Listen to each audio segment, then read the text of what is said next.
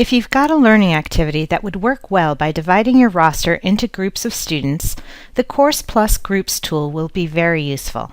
You can see a list of groups in your course by navigating to them from the Communication drop-down menu, or you can get directly to the editing view from the Faculty Tools page.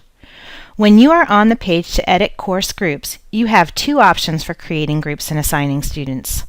You can do this manually, creating groups one at a time and then assigning students manually, or automatically assigning students randomly to groups you've already created or to brand new groups.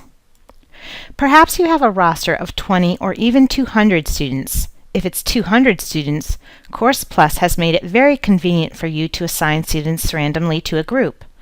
Of course, this feature can be used in a class with 20 students as well. If you select the option to assign students randomly to groups, you'll see the total number of students in the course. You then select the option to use existing empty groups or create new groups.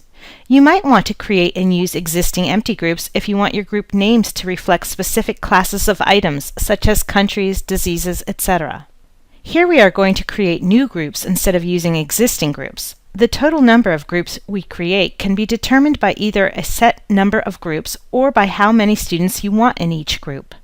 For the new groups, you then type in a logical group name prefix. This is recommended especially if you will be placing the students into different groups for different activities during the term. You can also decide whether or not to create private discussion forum categories and soon private wikis, communication and collaboration tools that work well for groups. You can also decide if you want to hide the new groups from the students' view.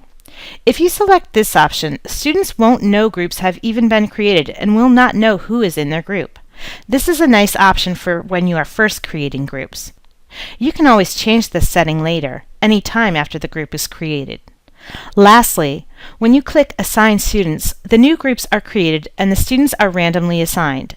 In this particular sample course, there aren't enough students to create the randomly assigned student groups as I've set these options, so I see the error warning and won't be allowed to complete this task.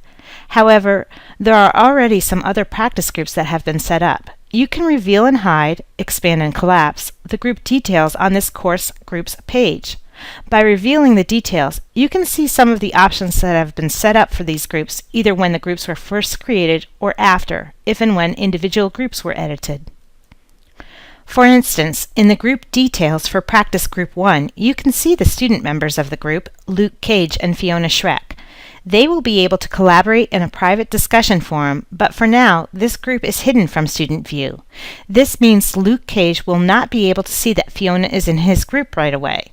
Of course, when they begin communicating in their discussion forum or otherwise work together as a group, they will know who is in their group. Remember, you also have the option of changing this hidden setting when the collaboration activities begin. If you want to edit this or any setting for a group, click on its Edit icon.